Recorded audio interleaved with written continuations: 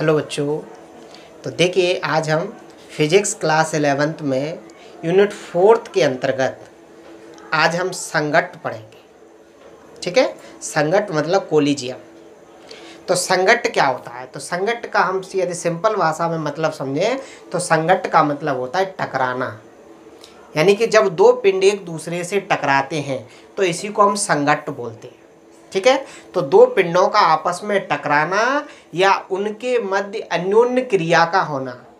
ठीक है, अन्योन्य क्रिया का मतलब है कि उनके अंदर के जो अणु हैं वो या तो पास में आ जाए या थोड़ा सा दूर हो जाए, उसी को बोलेंगे हम अन्योन्य क्रिया।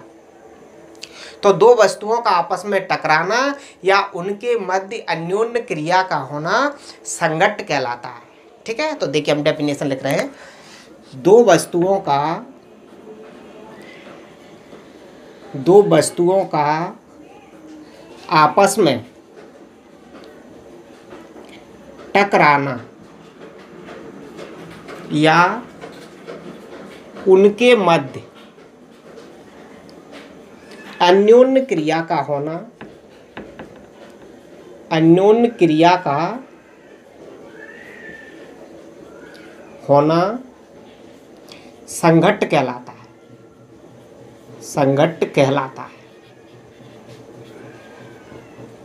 ठीक है, तो जब दो वस्तु आपस में टकराती हैं तो इसी को बोलते हैं हम संघट्ट। अब यह संघट्ट दो प्रकार का होता है। नंबर 1 प्रत्यास्थ संघट्ट, प्रत्यास्थ संघट्ट, और नंबर 2 अप्रत्यास्थ संघट्ट, अप्रत्यास्थ संघट्ट। देखिए प्रत्यास्थ संघट्ट क्या होता है कि वह संघट्ट जिसमें टक्कर के पश्चात दोनों पिंड अलग अलग हो जाते हैं।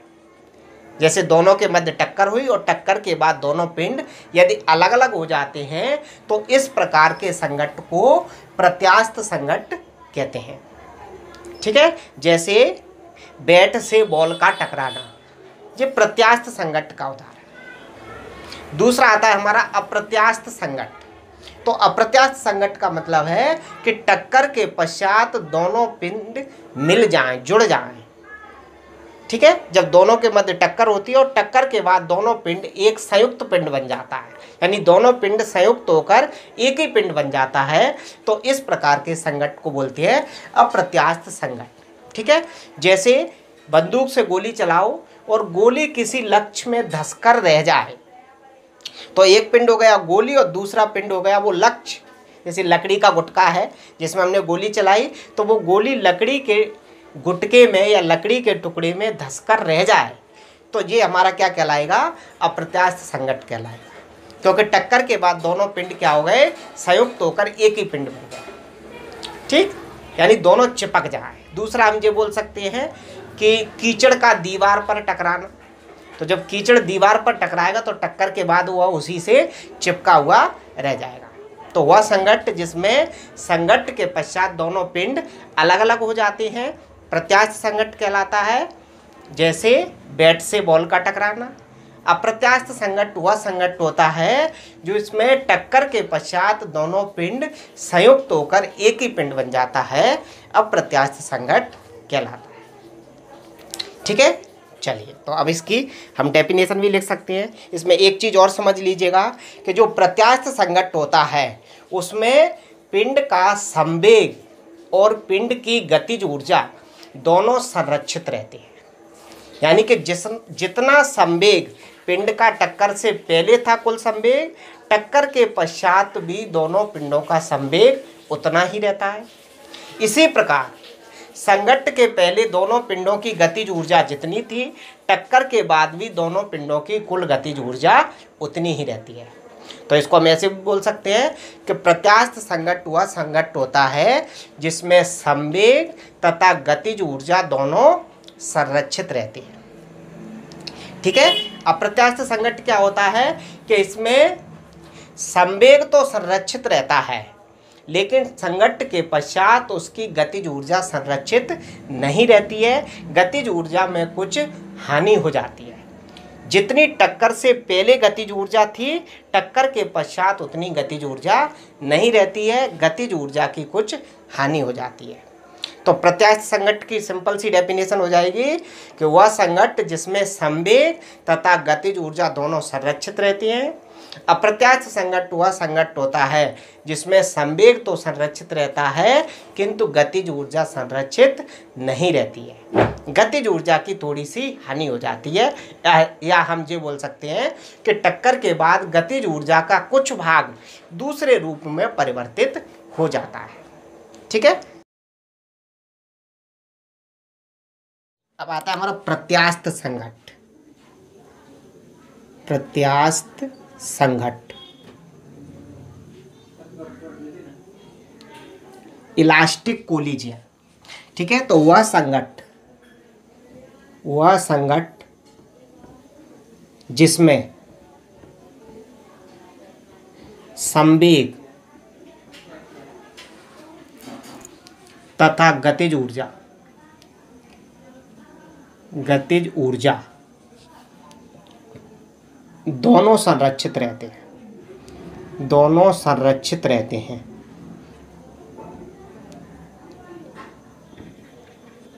प्रत्यास्थ संघट्ट कहलाता है। प्रत्यास्थ संघट्ट कहलाता है। जैसे बॉल का बैट से टकराना। ठीक है, और भी उदाहरण हो सकते हैं।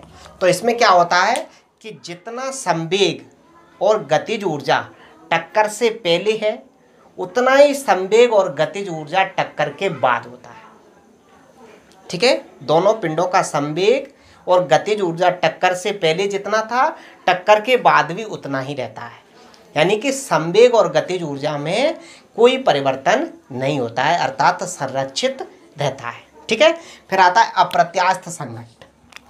तो अप्रत्यास्थ में क्या हो जाता है कि संवेग तो संरक्षित रहता है, अर्थात टक्कर के पहले जितना संवेग होता है दोनों पिंडों का, टक्कर के बाद भी दोनों पिंडों का संवेग उतना ही होता है, किंतु गतिज ऊर्जा दोनों पिंडों की पहले जितनी होती है टक्कर के बाद उतनी नहीं रहती है, अर्थात गतिज ऊर्जा में कुछ कमी हो जाती है, तो गतिज ऊर्जा संरक्षित नहीं रहती है। तो देखिए अप्रत्यास्थ संघट्ट,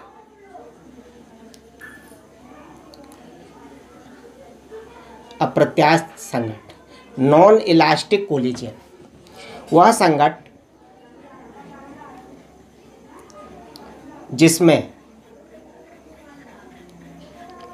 संवेग तो संरक्षित रहता है किंतु गतिज ऊर्जा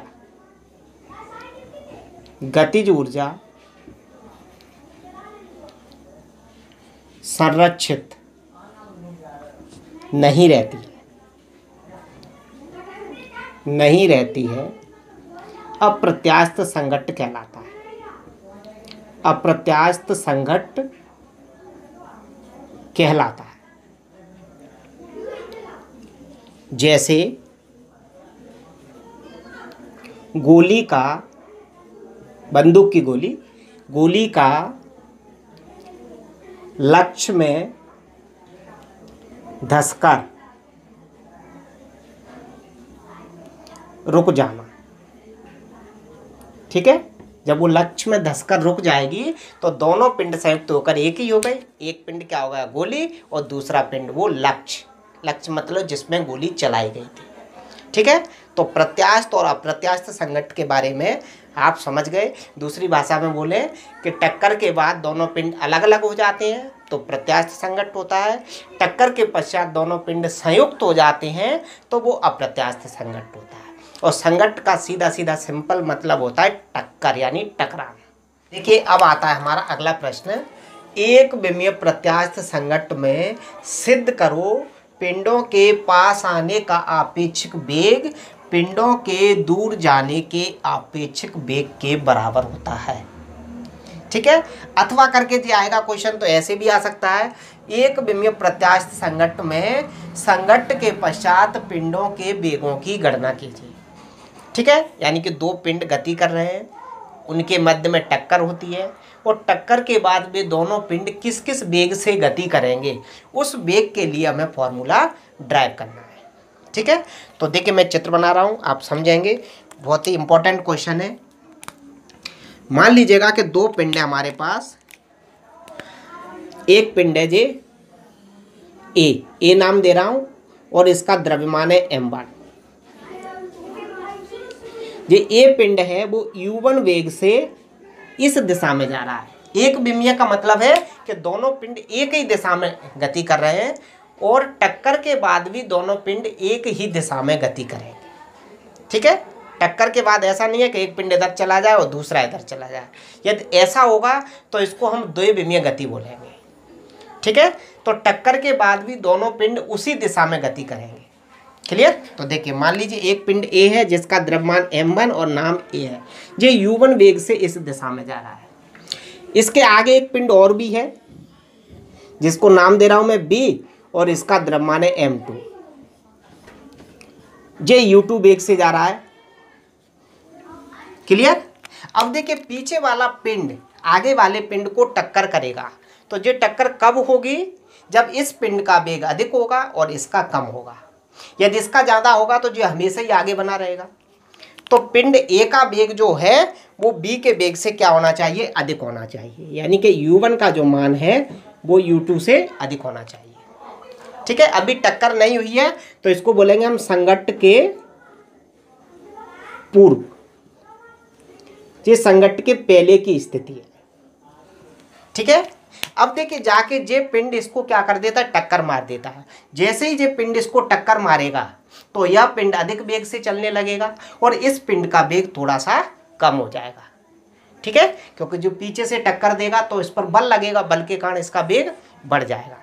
तो बी पिंड अधिक वेग से चलेगा और ए पिंड का वेग थोड़ा सा कम हो जाएगा, मतलब वेग दोनों के बदल जाएंगे। तो देखिए टक्कर के बाद की स्थिति, ये पिंड ए है जिसका द्रव्यमान m1 था। अब ये किस वेग से चलेगा? जिस वेग से चलेगा उसको मैं v1 मान रहा हूँ। और ये पिंड b जो है जिसका द्रव्यमान m2, ये जिस वेग से चलेगा उसको मान रहा हूँ मैं v2। अब यहाँ पर ये v2 का मान जो है वो v1 से क्या हो जाएगा? अधिक हो जाएगा। यानी ऐसी स्थिति हो जाएगी v1 का मान अधिक हो जाएगा, v2 का मान अधिक हो जाएगा, v2 का मान अधिक v1। ये टक्कर के या संघट्ट के पश्चात की स्थिति, संघट्ट के पश्चात। समझ गए ना? जो पिंड B है वो अधिक वेग से चलने लगेगा और पिंड A का वेग थोड़ा सा कम हो जाएगा। तो टक्कर के बाद अब ये पिंड किस वेग से चल रहे हैं? V1 और V2। तो हमें V1 और V2 के मान ही निकालना है। यही हमारा क्वेश्चन है कि संघट्ट के पश्चात पिंडों के वेगों की गणना कीजिए। क्लियर? तो देखिए अब हम कैसे लिखेंगे इसको। माना A और B दो पिंड हैं जिनके द्रव्यमान क्रमशः m1 और m2 हैं। u1 और u2 वेग से एक ही दिशा में गतिशील हैं। जब उनके मध्य संघट्ट होता है तो उनके वेग v1 और v2 हो जाते हैं और उसी दिशा में गति करते हैं। तो इसी बात को हम लिख दें। तो देखिए माना A और B दो पिंड हैं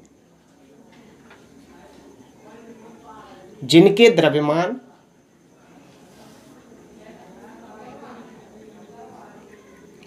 m1 व m2 हैं। u1 व u2 वेग से एक ही दिशा में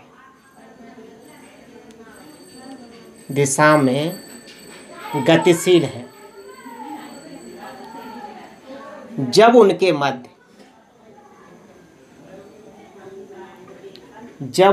मध्य संघट्ट होता है, यानी टक्कर, जब उनके मध्य संघट्ट होता है तो वे उसी दिशा में v1 व v2 वेग से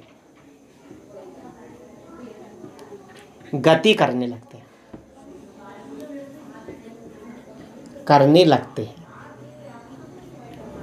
ठीक है, प्रत्यास्थ संघट्ट है इसलिए टक्कर के बाद दोनों पिंड अलग अलग हो जाते हैं। क्लियर? तब हेडिंग बनाएंगे आप, संघट्ट के पूर्व,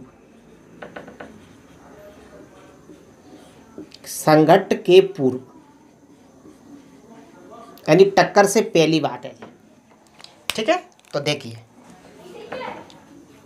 पिंड ए का संवेग, तो संवेग बराबर क्या होता है? द्रव्यमान इंटू वेग।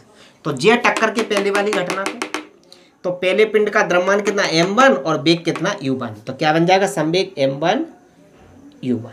ठीक है, पिंड बी का संवेग,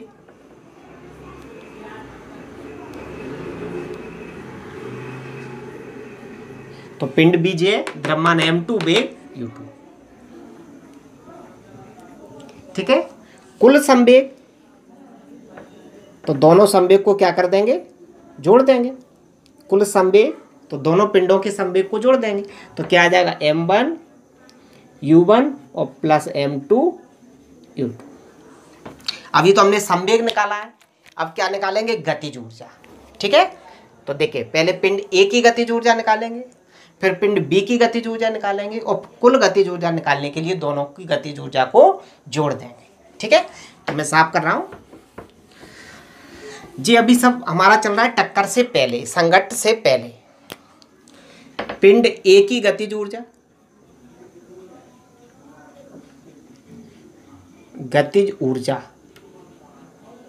क्या फॉर्मूला होता है? 1/2 द्रव्यमान इंटू वेग का स्क्वायर। तो 1/2 द्रव्यमान कितना? m1 और वेग कितना? u1। तो इस पिंड की गतिज ऊर्जा कितनी आई? द्रव्यमान इंटू वेग का स्क्वायर। पिंड बी की गतिज ऊर्जा, पिंड ए की गतिज ऊर्जा, पिंड बी की गतिज ऊर्जा क्या हो जाएगी? आप समझ गए होंगे, 1/2 m2 u2 स्क्वायर।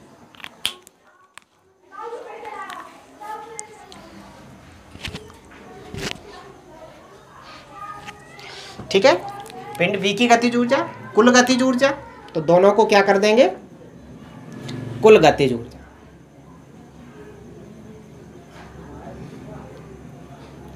एक बटे दो, दोनों को जोड़ देंगे, m1 u1 स्क्वायर और प्लस 1/2 m2 u2 स्क्वायर। ठीक है, देखिए 1/2 कॉमन आ रहा है, कॉमन ले ले, तो क्या बचेगा? m1 u1 स्क्वायर और प्लस m2 u2 स्क्वायर। समझ गए ना? तो देखिए टक्कर के पहले, संघट्ट से पहले दोनों पिंडों का कुल संवेग आ गया और दोनों पिंडों की कुल गतिज ऊर्जा आ गई। क्लियर? यहाँ तक कोई दिक्कत? चलिए अब आता है टक्कर के बाद। जब टक्कर हो जाती है तो टक्कर के बाद दोनों पिंडों के वेग बदल जाते हैं, द्रव्यमान नहीं बदलेंगे, क्योंकि टक्कर होने से पिंडों के द्रव्यमान पर कोई प्रभाव नहीं पड़ेगा। या पिंड टूट जाएंगे तो द्रव्यमान चेंज हो सकते हैं। तो यहाँ पर हमारे पिंड टूटे नहीं है, मतलब उनका द्रव्यमान उतना ही है। क्लियर? तो अब हेडिंग बनाएंगे संघट्ट के पश्चात। ये साफ कर दूं? चलिए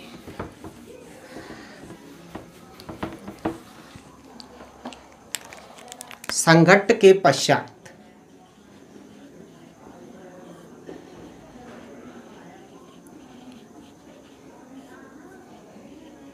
यानी टक्कर के बाद।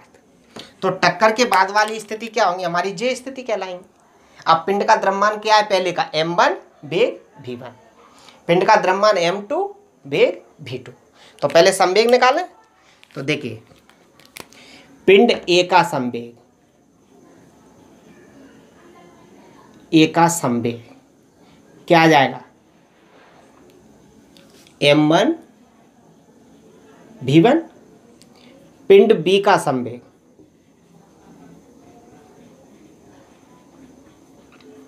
कितना आ जाएगा? m2 v2।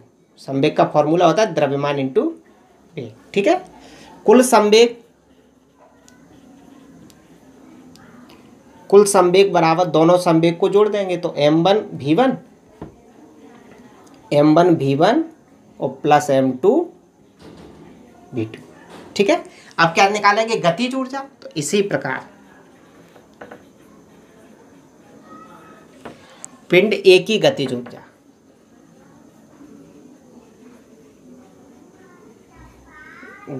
ऊर्जा क्या आता है फॉर्मूला, 1/2 द्रव्यमान इंटू वेग का स्क्वायर, तो m1 v1 स्क्वायर। पिंड बी की गतिज ऊर्जा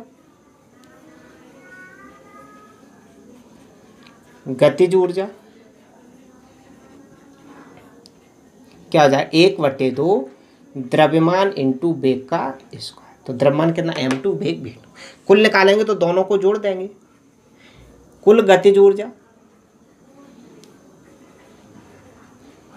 ऊर्जा बराबर 1/2 m1 v1 स्क्वायर और प्लस 1/2 m2 v2 स्क्वायर।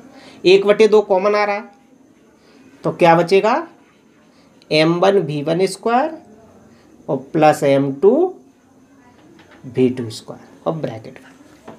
ठीक है, तो संघट्ट के पहले हमने कुल संवेग और कुल गतिज ऊर्जा निकाल लिया, संघट्ट के पश्चात कुल संवेग और कुल गतिज ऊर्जा ज्ञात कर लिया।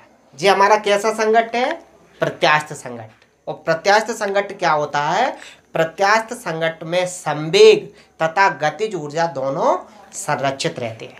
क्योंकि प्रत्यास्थ इसलिए है क्योंकि टक्कर के बाद दोनों पिंड अलग अलग हो गए, तो वह संघट्ट जिसमें टक्कर के पश्चात दोनों पिंड अलग अलग हो जाते हैं प्रत्यास्थ संघट्ट कहलाता है। और प्रत्यास्थ संघट्ट में संवेग तथा गतिज ऊर्जा दोनों संरक्षित रहती है। इसलिए एक बार तो हम क्या करेंगे, संवेग संरक्षण का नियम लगाएंगे और एक बार इसमें ऊर्जा संरक्षण का नियम। ठीक है, तो देखिए सबसे पहले लगाएंगे इसमें हम संवेग संरक्षण के नियम से।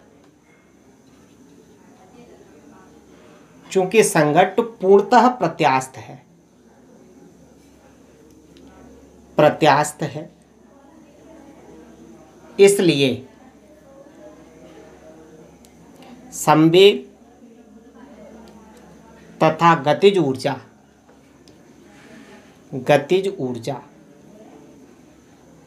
दोनों संरक्षित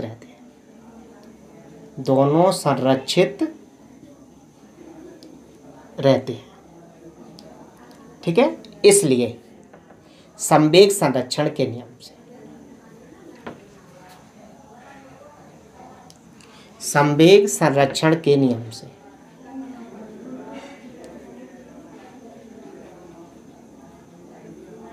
तो क्या हो जाएगा, संवेग संरक्षण का नियम, संघट्ट के पूर्व कुल संवेग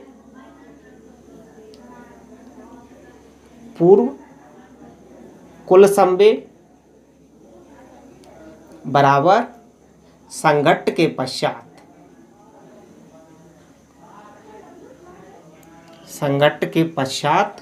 कुल संवेग। ठीक है, संघट्ट के पूर्व कुल संवेग बराबर संघट्ट के पश्चात कुल संवेग। संघट्ट के पूर्व कुल संवेग हमने निकाला था, कितना आया था, m1 u1 और प्लस m2 u2 बराबर संघट्ट के पश्चात कुल संवेग निकाला था हमने, वो कितना आया था, m1 v1 और प्लस m2 v2। ये संघट्ट के पूर्व का कुल संवेग है और ये संघट्ट के पश्चात का। ठीक है, तो देखिए इसमें m1 को एक तरफ कर लें और m2 को एक तरफ। तो देखिए मैं इसको तो ला रहा हूँ इस साइड और इसको ले जा रहा हूँ उस साइड, तो क्या हो जाएगा, देखिए m1 u1, इसको इधर लाएंगे तो माइनस का हो जाएगा m1 v1, ये जैसे का जैसा m2 v2, इसको उस साइड ले जाएंगे तो ये माइनस का हो जाएगा, माइनस के m2 u2। u और v में अंतर दिखाई दे रहा होगा आपको, जिसमें हमने घुंडी लगा दी है वो v है। क्लियर, देखिए इसमें से लेफ्ट साइड में m1 कॉमन आ रहा है तो क्या बचेगा, u1 माइनस के v1 बराबर, यहाँ पर हमने m2 कॉमन ले सकते हैं तो क्या बचेगा, v2 माइनस के u2। ये समीकरण नंबर 1 आ जाएगा। ठीक है, यहाँ तक कोई दिक्कत? तो ये क्या किया हमने, संवेग संरक्षण का नियम लगाया, जिससे हमारा समीकरण नंबर 1 बन गया। अब क्या करेंगे, ऊर्जा संरक्षण का नियम लगाएंगे।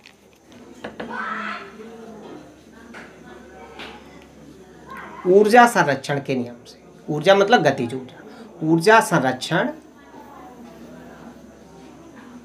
के नियम से तो क्या हो जाएगा, संघट्ट के पूर्व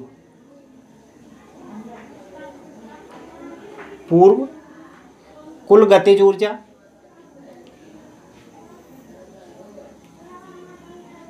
संघट्ट के पूर्व कुल गतिज ऊर्जा बराबर संघट्ट के पश्चात कुल गतिज ऊर्जा। ठीक है, संघट्ट के पश्चात कुल गतिज ऊर्जा। अब संघट्ट के पूर्व कुल गतिज ऊर्जा कितनी आई थी, 1/2 m1u1² प्लस m2u2² बराबर संघट्ट के पश्चात कुल गतिज ऊर्जा 1/2 m1v1² और प्लस m2v2²। ये संघट्ट के पश्चात की कुल गतिज ऊर्जा। ठीक है, 1/2 से तो 1/2 कैंसिल हो जाएगा। यहाँ भी हम वैसा ही कर दें। देखिए, चलिए एक लाइन में लिख ले रहा हूँ अभी। ये जैसे का जैसा m1u1² प्लस m2u2² बराबर ये जैसे का जैसा m1v1² और प्लस m2v2²। यहाँ भी जो बन वाले हैं उनको एक साइड कर लें हम। ठीक है, तो देखिए इसको हम इस साइड ले आए और इसको उस साइड ले जाए। ठीक है, तो देखिए ऐसा करूँगा तो मैं क्या हो जाएगा, ये m1u1² इसको इधर लाएंगे तो माइनस का हो जाएगा, माइनस के m1v1² बराबर ये जैसे का जैसा m2v2²। ये उधर जाएगा तो माइनस का हो जाएगा, तो माइनस m2u2²। समझ गए ना, इसको हम इधर ले आए तो माइनस का हो गया, इसको उधर ले गए तो माइनस का हो। देखिए फिर से कॉमन आ रहा है, लेफ्ट साइड में m1 कॉमन आ रहा है, तो क्या बचेगा u1² माइनस के v1²। राइट साइड में m2 कॉमन आ रहा है, तो v2² माइनस के u2²। यहाँ तक कोई दिक्कत? ठीक है, चलिए यदि आपको यहाँ तक समझ में आ गया तो इसको थोड़ा सा और सॉल्व करना है। मैं साफ कर रहा हूँ इसको। देखिए एक फॉर्मूला पढ़ा है आपने, आप इसको जानते हैं, जो होता है a² माइनस b² बराबर होता है a माइनस बी और a प्लस बी। जानते हो इसको आप? तो यही फॉर्मूला यहाँ पर लग रहा है। देखिए a² माइनस b², तो इसको क्या लिख देंगे, एक बार हम a माइनस बी और एक बार a प्लस बी। तो क्या बन जाएगा इस फॉर्मूले से इसका नया रूप।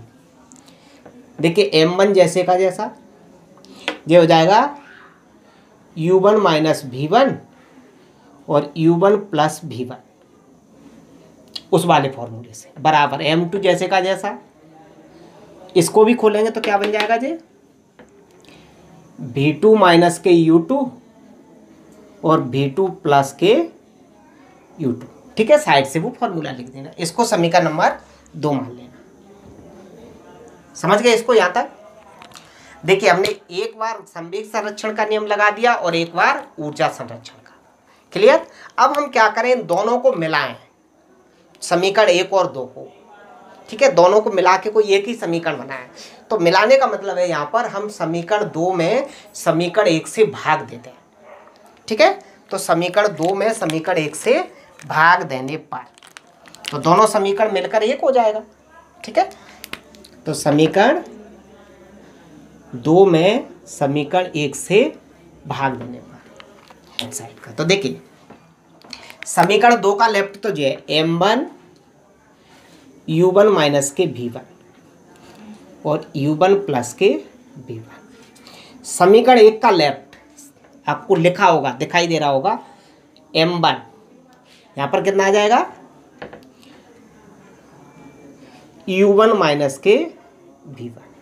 समीकरण 1 का, ठीक है, बराबर समीकरण 2 का राइट m2 v2 माइनस के u2 और v2 प्लस के u2। समीकरण 2 का राइट दिया है। समीकरण 1 का राइट क्या है, m2 और v2 माइनस के u2। क्लियर। जब हमने समीकरण 2 में समीकरण 1 से भाग दे दिया, लेफ्ट में लेफ्ट का और राइट में राइट का। देखिए कुछ कैंसिल हो रहा है, m1 से m1 और जे ब्रैकेट से जे पूरा ब्रैकेट, ऐसे राइट साइड में m2 से m2 और जे पूरा ब्रैकेट इस पूरे ब्रैकेट। जो बचा है उसको लिख लो। क्या बच रहा है, u1 प्लस के v1 बराबर v2 प्लस के u2। और सॉल्व करेंगे तो क्या हो जाएगा, u वाले एक तरफ कर लो और v वाले एक तरफ। तो देखिए क्या आ जाएगा, u वाले एक तरफ तो u1 इसको हम इधर लाएंगे तो ये माइनस का हो जाएगा, माइनस के u2। v वाले एक तरफ करेंगे तो इसको उधर ले जाएंगे तो क्या हो जाएगा, ये v2 माइनस के v1। ठीक है।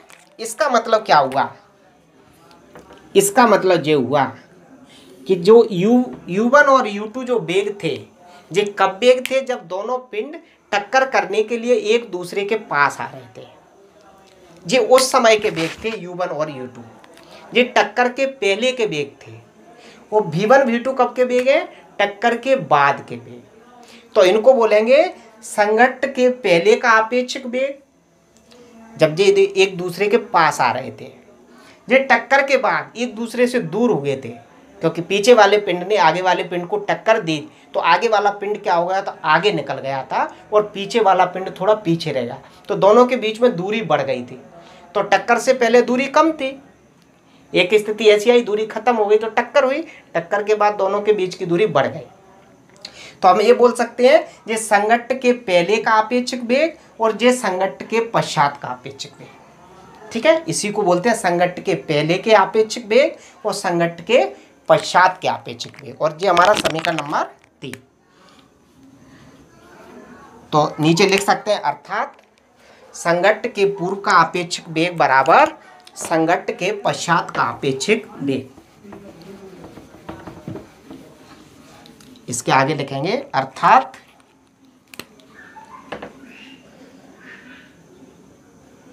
संघट्ट के पूर्व का आपेक्षिक वेग संघट्ट के पूर्व का संघट्ट के पश्चात संघट्ट के पश्चात के आपेक्षिक वेग के बराबर होता है। वेग के बराबर होता है, यानी संघट्ट के पहले का आपेक्षिक वेग संघट्ट के पश्चात के आपेक्षिक वेग के बराबर होता है। तो जब हमने क्वेश्चन लिखवाया था तो ऊपर वाले क्वेश्चन का आंसर यहीं पर समाप्त होता है। ऊपर वाला क्वेश्चन हमारा क्या था, सिद्ध करो संघट्ट के पहले का आपेक्षिक वेग संघट्ट के पश्चात के आपेक्षिक वेग के बराबर होता है। ठीक है, तो पहले वाले क्वेश्चन का आंसर हमारे यहाँ पर आके खत्म हो गया। ठीक, तो ये क्वेश्चन वैसे एग्जाम में यहीं तक पूछा जाता है, लेकिन हमें इसके आगे भी थोड़ा सॉल्व करना है। आगे क्या करना है, हमें संघट्ट के पश्चात पिंडों के वेगों की गणना करनी है, यानी v1 और v2 के मान ज्ञात करने हैं। अब हम क्या करेंगे, टक्कर के बाद पिंड ए का वेग ज्ञात करेंगे। पिंड ए का वेग मतलब v1 का मान ज्ञात करेंगे।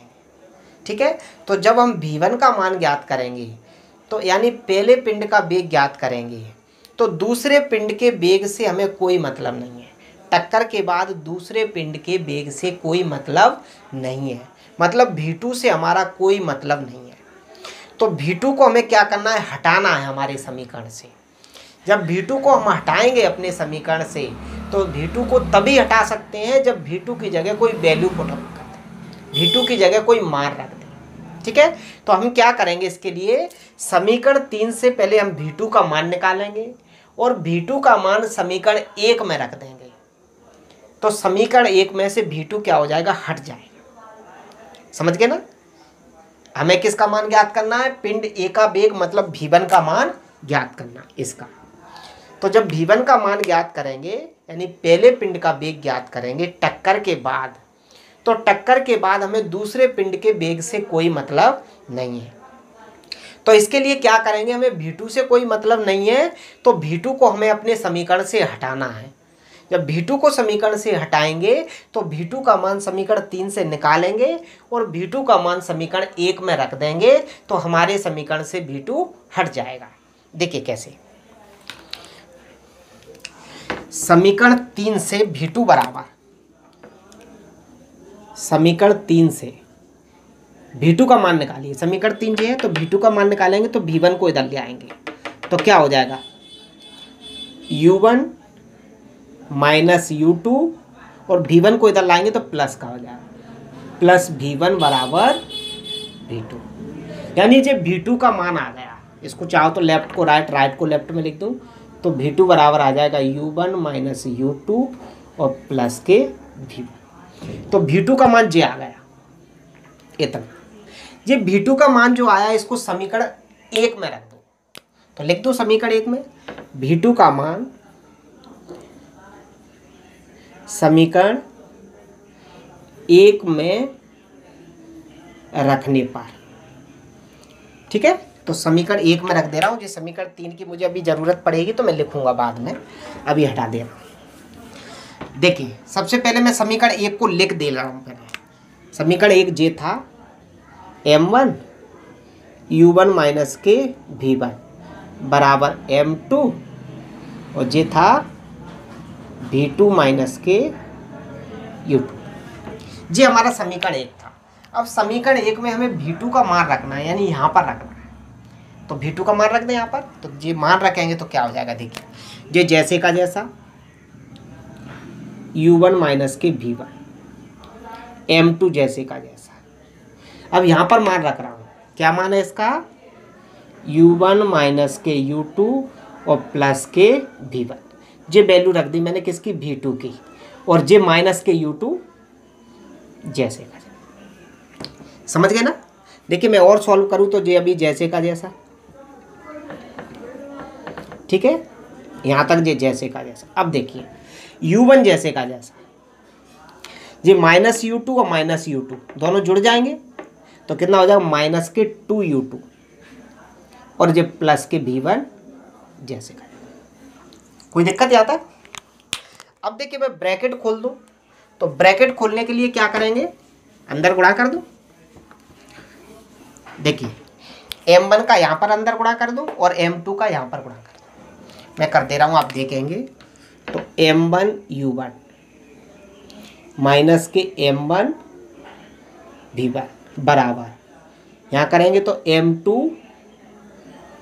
u1, यहाँ अंदर करेंगे तो माइनस के 2 m2 u2 हो जाएगा, m2 u2, m2 u2, 2 आगे आ गया।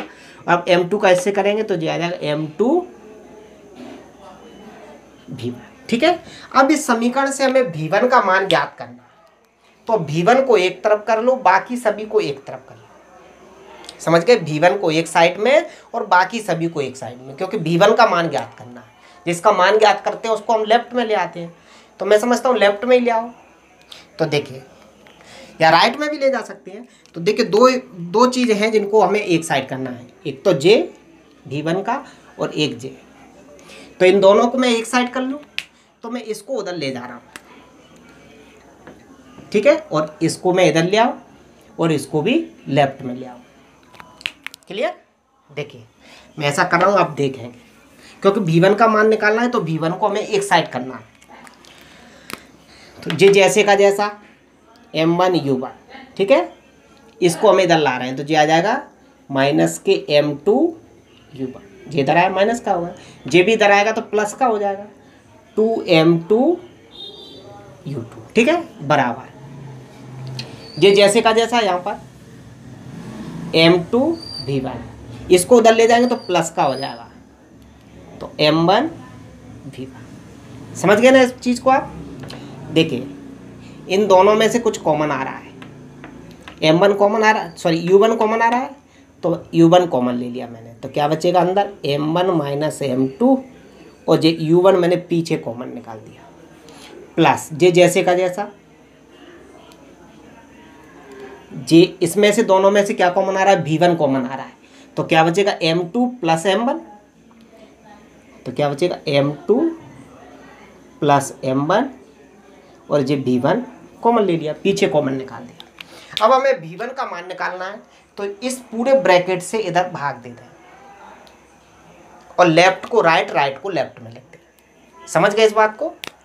देखिए मैं ऐसा कर रहा हूँ, तो V1 बराबर,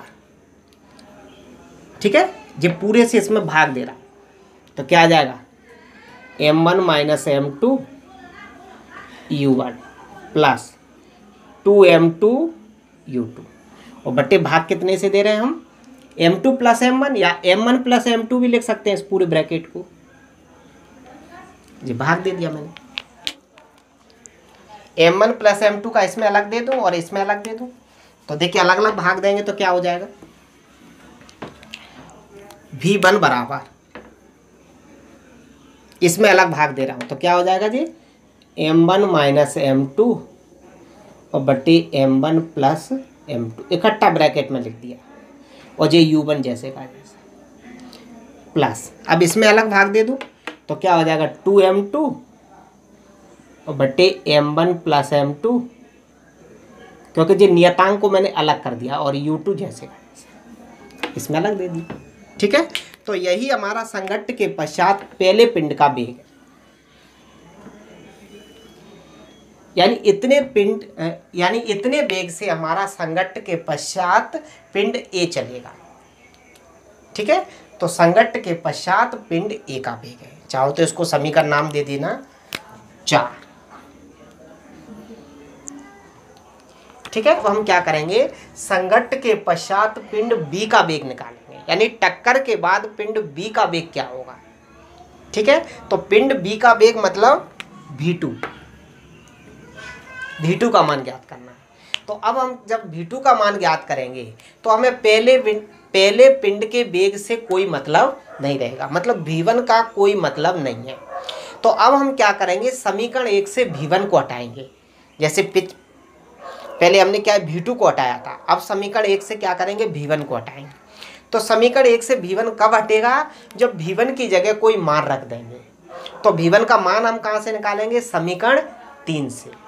तो समीकरण 3 से हम V1 का मान निकालेंगे और वह V1 का मान समीकरण 1 में रख देंगे, तो समीकरण 1 से V1 हट जाएगा, अब उसमें बचेगा V2। तो V2 का मान हम ज्ञात कर सकते हैं, मतलब पिंड B का वेग ज्ञात कर सकते हैं। तो देखिए अब लिखेंगे, अब समीकरण 3 से, पहले समीकरण 3 से मान निकालेंगे, समीकरण 3 से। तो समीकरण 3 हमारा क्या है, जे आया था U1 माइनस U2 बराबर V2 माइनस के V1। तो यहाँ से क्या करें, हम V1 का मान निकालें। तो देखिए V1 को तो मैं क्या कर रहा हूँ, लेफ्ट में ला रहा हूँ और इन दोनों को राइट में ले जा रहा हूँ, ठीक है। तो देखिए V1 इधर आएगा तो प्लस का हो जाएगा, तो V1 बराबर ये V2 जैसे का जैसा, जे उधर जाएगा तो क्या हो जाएगा, जे माइनस का हो जाएगा और जे प्लस का हो जाएगा, तो माइनस के U1 और प्लस के U2, जे V1 का पूरा मान आ गया। जे V1 का जो मान है इसको समीकरण 1 में रखेंगे, V1 का मान समीकरण 1 में रखने पर, ठीक है। तो समीकरण 1 क्या है, पहले उसको लिख ले रहा हूं मैं। देखिए समीकरण 1 जे था M1 U1 माइनस के V1 बराबर M2 और जे था V2 माइनस के U2। अब हमें V1 का मान रखना है, यानी यहाँ पर मान रखना है, ठीक है। तो देखिए कैसे मान रखेंगे, मैं ऊपर साफ कर दे रहा हूँ। जे जैसे का जैसा M1, ठीक है, ब्रैकेट लगाएंगे। हमें इसमें जे वाला ब्रैकेट लगाना पड़ेगा, क्यों लगाना पड़ेगा अभी आप समझ जाएंगे। U1 जैसे का जैसा, फिर माइनस, अब V1 का मान रखना है हमें, तो V1 का जो पूरा मान है कितना है, V2 माइनस U1 और प्लस U2, ये ब्रैकेट बंद है जी, क्योंकि देखिए जो माइनस का V1 की वैल्यू में गुणा होना है, ठीक है, तो 2 ब्रैकेट थे इसलिए हमें ब्रैकेट लगाना पड़ा। और बराबर राइट साइड जैसे के जैसे m2 v2 माइनस के u2, समझ गए ना। जी मैंने v1 का यहाँ पर मान रख दिया और v1 का मान कितना है जी, तो जी मैंने लिख दिया, और जी माइनस जैसे का जैसे। अब माइनस का अंदर इसमें गुणा करेंगे, जब माइनस का इस पूरे में गुणा करेंगे तो सभी के चिन्ह बदल जाएंगे जिन जिन में गुणा होगा। तो m1 ये u1 माइनस ये क्या हो जाएगा v2 minus minus plus u1 और माइनस के u2, और जे जैसे का जैसा m2 v2 माइनस के u2। कोई दिक्कत इसमें। अब देखिए एक लाइन और लिख रहा हूं मैं, जे m1 जैसे का जैसा। देखिए u1 और u1 जुड़कर कितना हो जाएगा 2u1 माइनस v2 जैसे का जैसा और माइनस के u2 जैसे का, ये दोनों जुड़ के हो गए 2u1, और ये जैसे का जैसा v2 माइनस के u2। अब ब्रैकेट खोल दे रहा हूँ मैं, तो m1 का जो पूरे में गुणा कर दूँ यहाँ तक और m2 का इसमें गुणा कर दूँ। तो देखिए मैं ब्रैकेट ओपन कर रहा हूँ, तो ये आ जाएगा 2m1 u1 minus m1 v2 और माइनस m1 u2 बराबर, यहाँ भी खोलेंगे तो m2 v2 माइनस के m2 u2। अब देखिए हमें यहाँ से क्या v2 का मान ज्ञात करना है, पूरे समीकरण से क्या ज्ञात करना है, v2 का मान ज्ञात करना है। तो v2 को हम एक साइड कर लेंगे, बाकी सभी को एक साइड कर लेंगे। तो देखिए v2 का 2 जगह है, एक तो v2 यहाँ पर है जी और एक v2 जी है, ठीक है। तो देखिए मैं इसको तो ले जा रहा हूँ उस साइड, तो ये प्लस का हो जाएगा और इसको इधर ले आ रहा हूँ, तो राइट साइड में सिर्फ दोनों v2 वाले स्टेप रह जाएंगे। क्लियर। तो देखिए कैसे करूँगा मैं, समझना।